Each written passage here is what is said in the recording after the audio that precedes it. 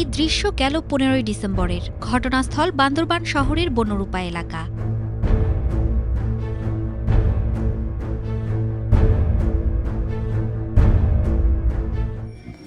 চুরি হওয়া মোটরসাইকেল ফেরত পেতে ভুক্তভোগী সোহেলের বাড়ির দেয়ালে যোগাযোগের নম্বরও লিখে রেখে যায় দুর্বৃত্তরা।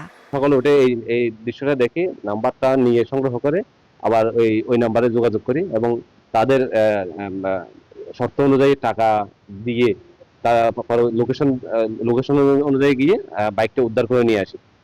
কিন্তু এখনো পর্যন্ত এই চোরচক্রের কাউকে আটক করতে পারেনি পুলিশ প্রশাসন বা প্রশাসনের লোকজন। সম্প্রতি বান্দরবান শহরে বেড়েছে এমন ঘটনা।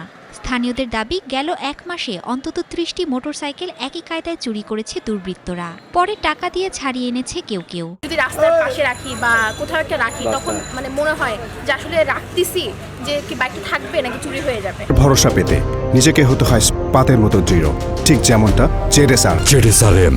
আসলে আমরা সংখ্যায় আছি যে আমাদের বাইকগুলো আসলে কি আমরা রাখতে পারবো, বা আমরা কি বলবো, এক কথায় বলতে গেলে কোথাও যাওয়ার আগেই আমরা চিন্তা করি যে আমাদের বাইকটা আসলে কতটুকু সেফ। একের পর এক চুরির ঘটনায় ছড়িয়েছে আতঙ্ক।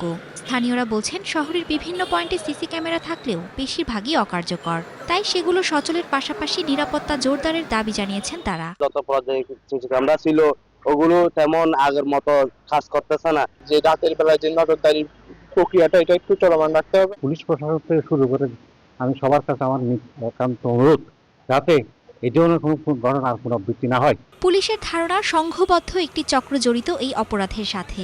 সিসি ক্যামেরার ফুটেজ বিশ্লেষণ করে তাদের শনাক্তের চেষ্টা চলছে। বান্দরবানের আইনশৃঙ্খলা পরিস্থিতি অপেক্ষাকৃত ভালো। এখানে মানুষজন শান্তশিষ্ট, এখানে মানুষজন অনেক ভালো, তারা অপরাধ প্রবণ না। তারপরেও যেহেতু কিছু অপরাধ হচ্ছে এবং সেগুলো অপরাধ হওয়ার সাথে সাথে আমরা সেগুলোর জন্য কাজ করছি, এই জন্য অপরাধ প্রবণতা আরো কমে আসছে। তবে এমনি যে অপরাধ হচ্ছে না সেটা তো না, অপরাধ তো হচ্ছে এবং সেগুলোর জন্য আমরাও ব্যবস্থা নিচ্ছি। পাশাপাশি শহর জুড়ে নজরদারি বাড়ানো হয়েছে বলেও জানিয়েছে police. Desk report, star news.